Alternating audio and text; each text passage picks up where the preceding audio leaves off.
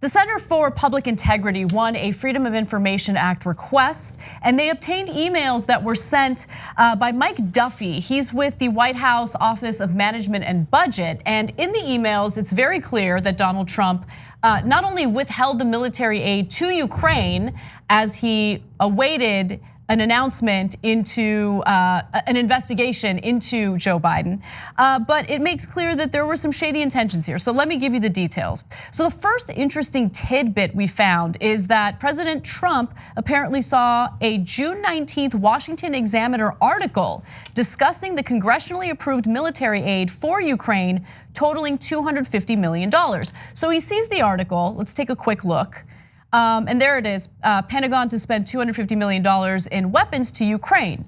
So Mike Duffy with the White House Office of Management and Budget says the president has asked about the funding release in an email, right? So basically this means that it was Trump who asked about that military aid and directed people on what to do with it. So this is important to keep in mind. This email by Duffy was sent 6 days before the call that Trump had with Vladimir Zelensky. Now here's the second tidbit that we've learned through the release of these emails. The rough transcript released by the White House lists the call as taking place between 9:03 and 9:33 in the morning.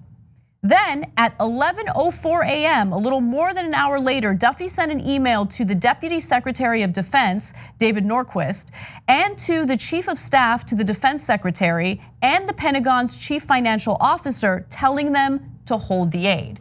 So that is 91 minutes after the call is over. So an hour and a half later, they're like, now the president said, do me a favor and investigate Biden, right? 90 minutes later, they turn around and go, hold the aid. Why? Because they're waiting to see if that favor gets done for the president. Right, so I wanna make a quick clarification because I wanna make sure we're accurate and everything, even though it's a story about Trump. Obviously, I dislike Trump to a great extent, but I wanna be accurate. When Trump said that he wanted Zelensky to do a favor, that was in regard to the CrowdStrike server. Right? Yeah, it is still about his campaign. Yes. And that's the crazier conspiracy theory regarding how Ukraine has a server that doesn't exist that holds the DNC emails, but it is definitely still about a political campaign. Later in the call, he talks about Joe and Hunter Biden. Exactly, yes. Okay, so let me give you more. Again, this is from Mike Duffy, the official from the Office of Management and Budget. In the email, he says, based on guidance I have received, and in light of the administration's plan to review assistance to Ukraine, including the Ukraine Security Assistance Initiative, please hold off on any additional Department of Defense obligations of these funds pending direction from that process. So there is no question at all that they hold the funds right after the call with Donald Trump. That is the main call in question here, where he appears to be asking for two political favors from the president of Ukraine. And remember on the call, Zelensky asked about the military aid. So that was brought up in the call. And then after the call, Trump's team sends a note saying, don't give him the aid yet. We're waiting on something. Right. Now wait till you get a load of what they say next. This is where it gets juicy, right? Yeah. Because obviously Duffy saw this as problematic, and he makes that clear in his email correspondence. So he says, given the sensitive nature of the request, I appreciate your keeping that information closely held to those who need to know to execute direction. If there was a perfect call, why do you need to keep it secret?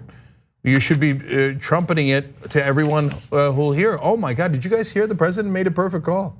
I gotta go tell everybody. No, he knows that it's wrong. Yes. He says, hold the aid, but don't tell anyone. Now remember, according to the law, Congress already passed that aid. It must go to Ukraine. There is no legitimate reason to hold that aid at all. And so the president on the call, without any legitimate reason, then says, hey, I want these political favors. And then after the call says, hold the aid. And then the guy writing that order says, now remember, keep it secret because this is really, really sensitive. It's the most obvious thing in the world. No, if this wasn't political and there wasn't partisanship of Republicans and Democrats, and the Republicans weren't a party now filled 100% with liars, this would not be an issue at all. rational and neutral or an objective person that reads that goes, oh, obviously he held up the aid. It's a fact. He held up the aid and asked for political favors. That is totally and utterly illegal. And the guy should be gone already. But instead, here we are at 50-50 because no one cares about the truth anymore. So Schumer addressed these emails immediately after they became public, and I want to give you his statements. He said, if there was ever an argument that we need Mr. Duffy to come testify, this is that information. This email is explosive. Until we hear from the witnesses, until we get the documents, the American people will correctly assume that those blocking their testimony were aiding and abetting a cover-up, plain and simple. So I'll close by saying this. President Trump released the emails, let the witnesses testify. What are you afraid of? Yeah, so I gotta say two things here. One is great job by the Center for Public Integrity in using a Freedom of Information request to get this information that the American public has a right to know. So wonderful job in unearthing it, and arguably in the nick of time, which leads me to my second point. Now the House has closed their impeachment investigation, voted to impeach Donald Trump on 2 articles, but they have not yet sent it to the Senate. The reason they haven't sent it is because in the Senate, McConnell says, I'm not gonna call any witnesses. I'm just gonna say, okay, Donald Trump, you were impeached, we acquit, and we're done with it, okay?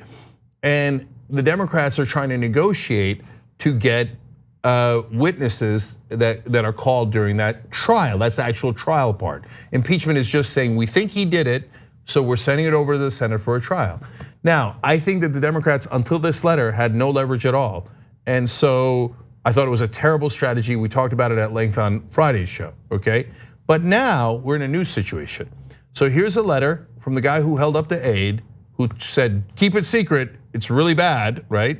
So you heard the exact quotes yourself a minute ago. So if I was the Democrats, I would reopen the hearings and say, hey, you know what?